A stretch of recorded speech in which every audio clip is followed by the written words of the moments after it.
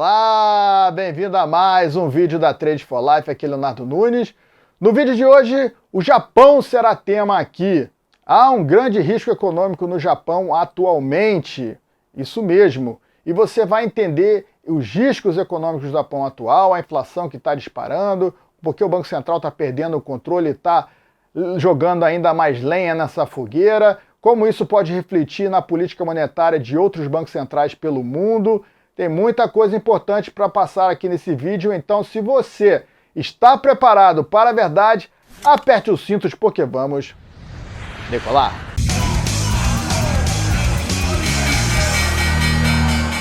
Bom, começando mais um vídeo do canal, é hora daquele joinha maroto, então vamos tascar esse like aí no vídeo agora mesmo. E para você que gosta aqui dos vídeos do canal e quer mais conteúdos como este aqui do vídeo, esse é meu perfil lá no Instagram. Lá eu tô sempre trazendo notícias, compartilhando coisas importantes lá no Stories, mindsets, análise e trago também os cortes aqui dos vídeos do canal. Então vai lá para ter mais informações. Toda semana eu venho compartilhando com você como essa interferência de bancos centrais e do Estado na economia vai criando esses ciclos, e no último vídeo eu comentei bem aqui sobre os ciclos, né, de alta e queda do mercado, os ciclos de alta e queda na economia, onde os bancos centrais expandem a política monetária ou contraem, né? Quando expande, colocam mais dinheiro, impressão de moeda, juros baixos, facilitando o crédito, facilitando o consumo, criando bolhas, e depois tem a alta da inflação, há aquela contração, o Banco Central passa a vender os ativos que comprou durante a política de expansão, começa a subir juros e aí tenta frear um pouco dessa inflação criada pelo próprio Banco Central. Esses são os ciclos naturais do mercado. Vamos entender agora um caso emblemático que está acontecendo lá na Ásia, a ilha chamada Japão. O Japão é um caso de estudo muito interessante para a gente entender como funciona essa interferência de bancos centrais e como o Japão está caminhando aí para um cenário econômico nada fácil. Já está vivendo um momento delicado, mas a tendência no futuro é que a coisa piore e piore muito mais. Então vamos trazer aqui, eu trouxe algumas imagens para você entender comigo todo esse ciclo que aconteceu no Japão desde a década de 90.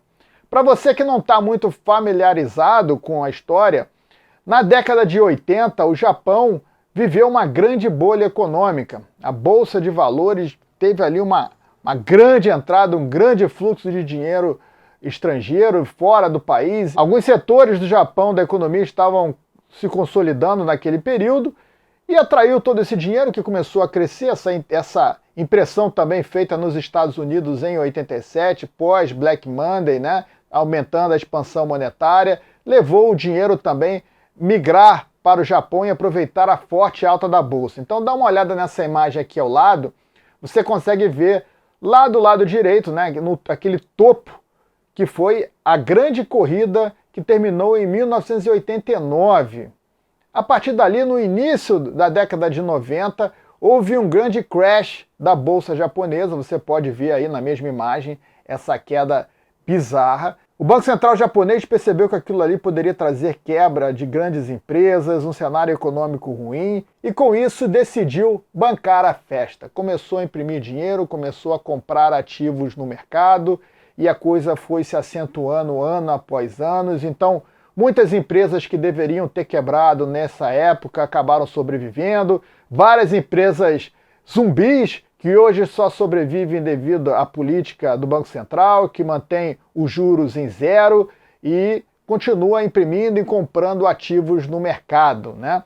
Só que o Banco Central japonês teve a sorte de, do ano 2000 para cá, nesses 20 anos, a inflação ter estagnado, né? E com isso também a economia japonesa. A economia japonesa tem um PIB, um crescimento muito baixo, e a inflação não acompanha, né? Não há essa alta da inflação, e lá existe um papo do Banco Central japonês de colocar essa inflação na meta de 2%, como acontece nos Estados Unidos. E mesmo com toda essa impressão de moeda, a inflação ficava muito distante desses 2%. Mas Se o Banco Central imprimiu tanta moeda, Léo, e você sempre fala aqui nos vídeos que essa impressão acaba virando inflação, por que em 20 anos o Japão não sentiu o peso dessa inflação? Então vamos voltar aqui para este gráfico. A gente viu o primeiro topo lá em cima da queda e agora a gente vai para um segundo gráfico. Esse gráfico aqui mostra a grande alta, a recuperação da bolsa japonesa que veio desse período aí de 2008, 2009 até os dias atuais, coincidindo com aquele período pós-crise do subprime, quando o Banco Central americano também começou a imprimir moeda. Ali também houve impressão de moeda do Banco Central Europeu.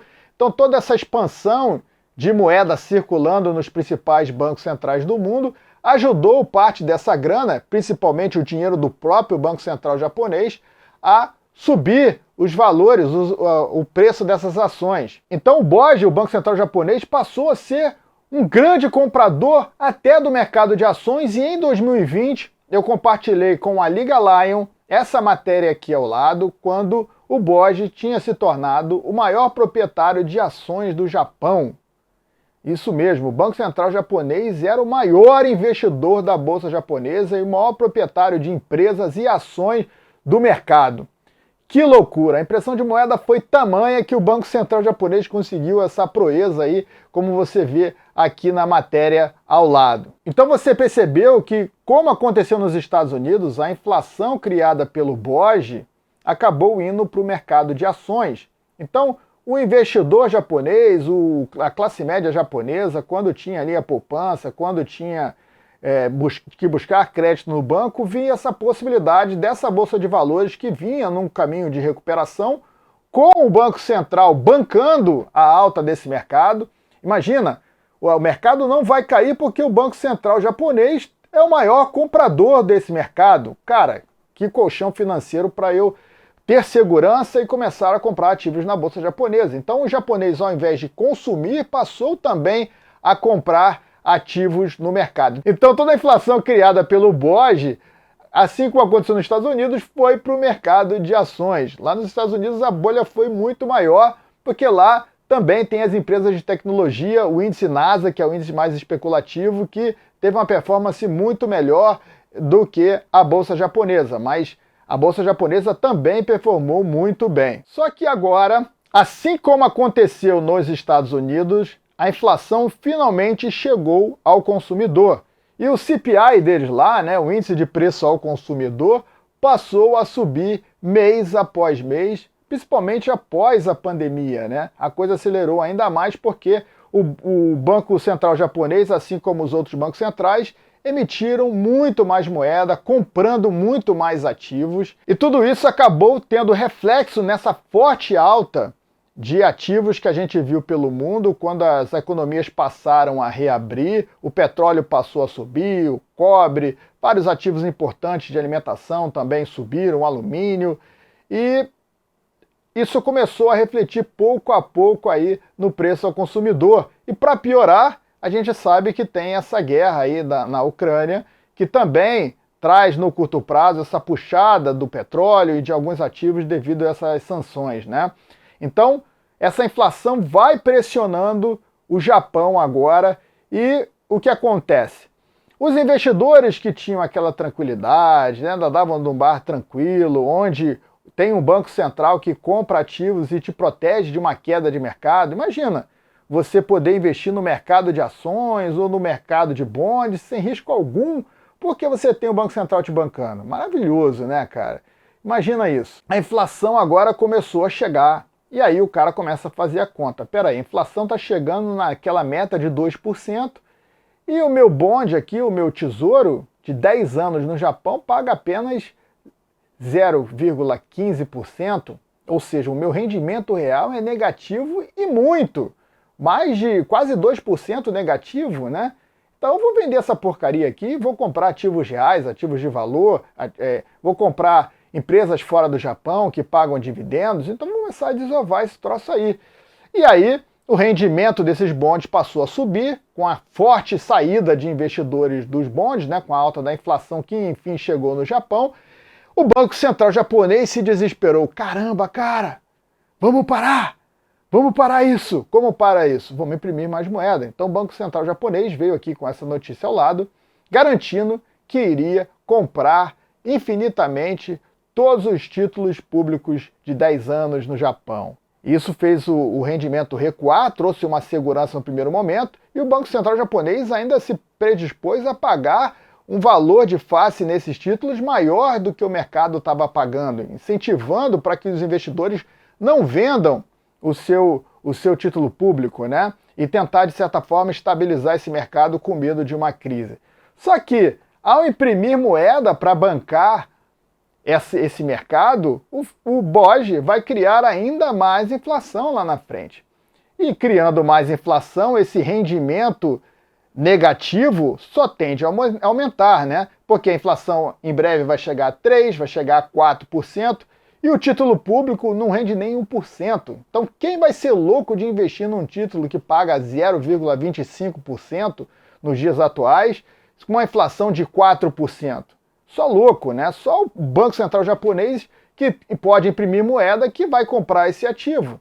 Então os investidores vão começar a se desfazer cada vez mais.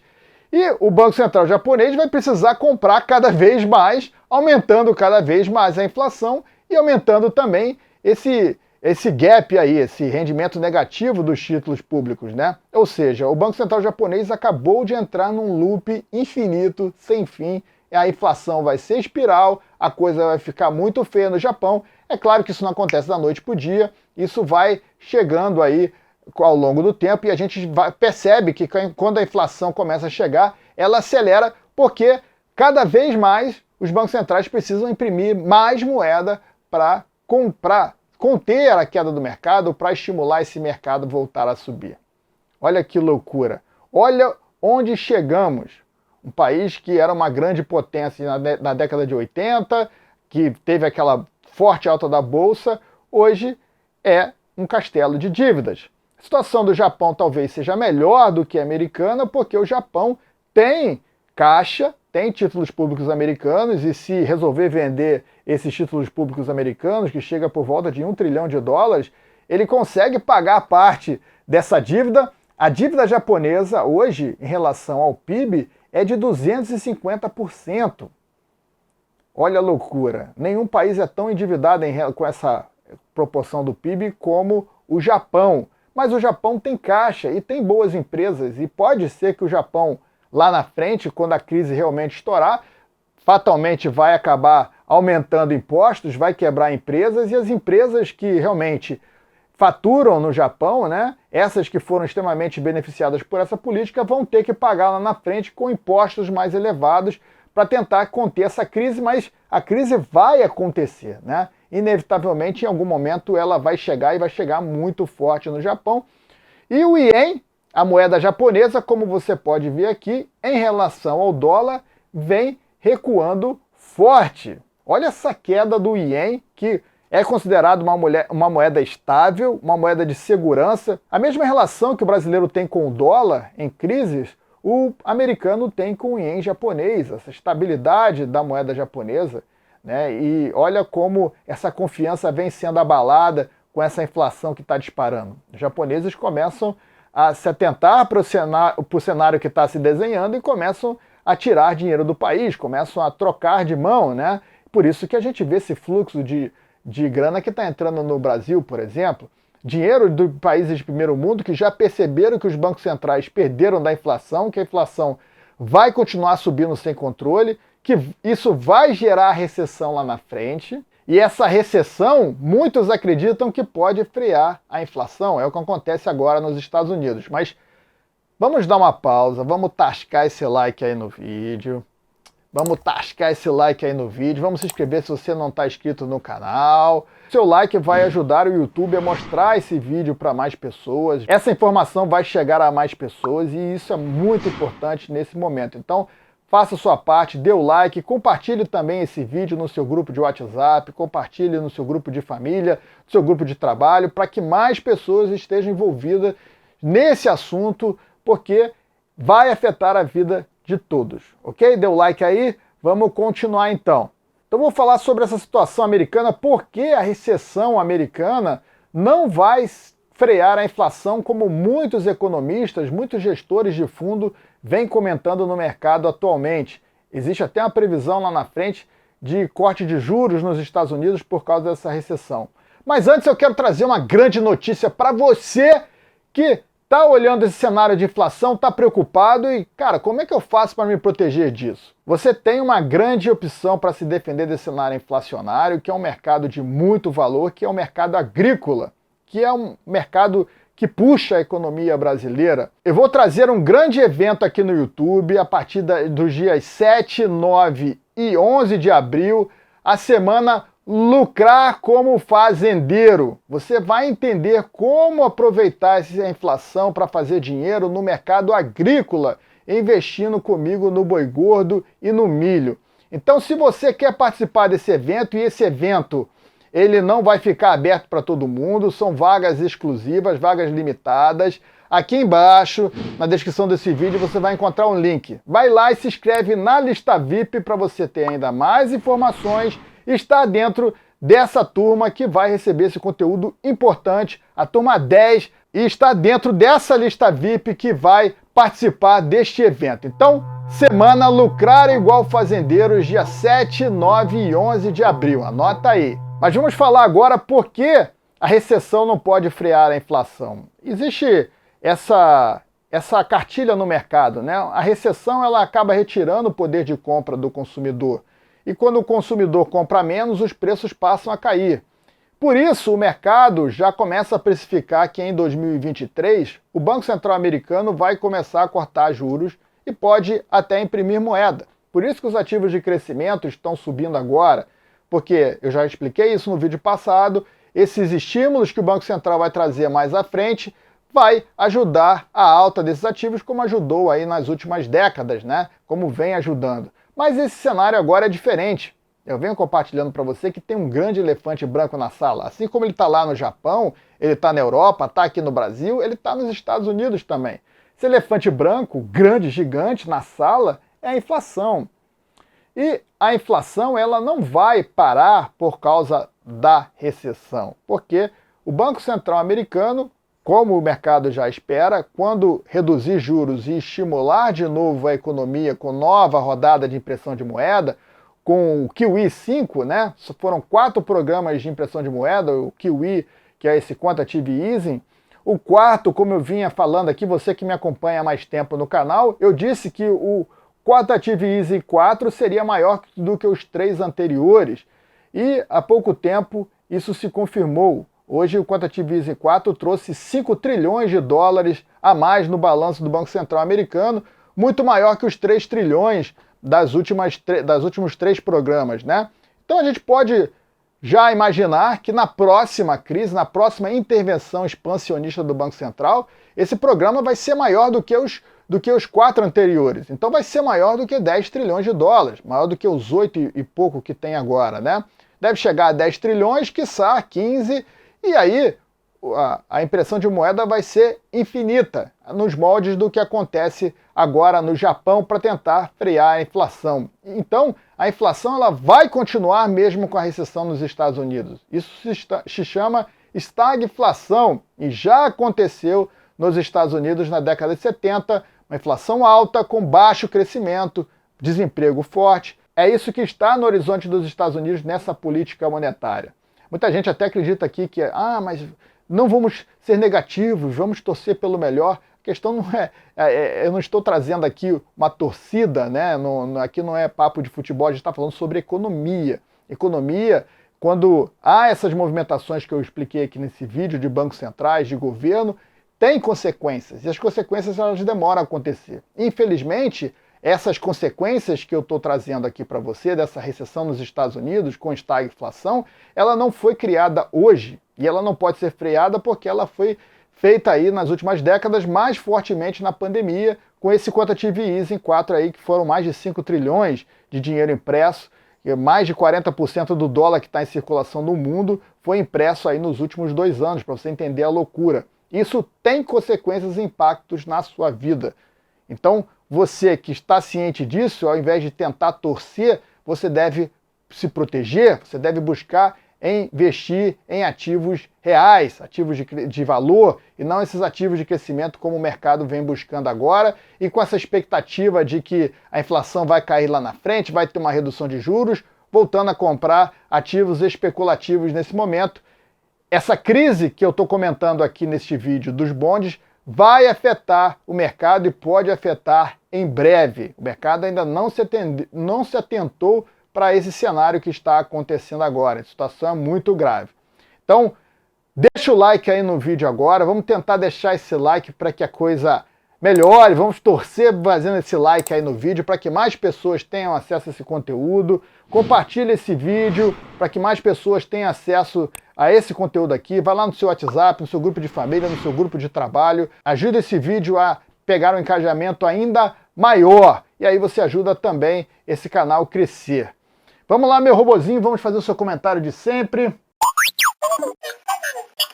É isso mesmo. E você, coloca aqui embaixo os seus comentários, o que você acha aí desse cenário do Japão, qual é a sua previsão para essa impressão de moeda? Será que o Japão vai conseguir frear essa inflação? Será que a inflação é provisória no Japão, como era no Brasil, como era nos Estados Unidos, como era na Europa e não é mais? Qual vai ser o tamanho desse novo pacote aí desse Quantitative Easy 5 nos Estados Unidos? Acima de 10, 20, 100 trilhões? Vai ser um prazer participar com você. Até o próximo vídeo. Tchau!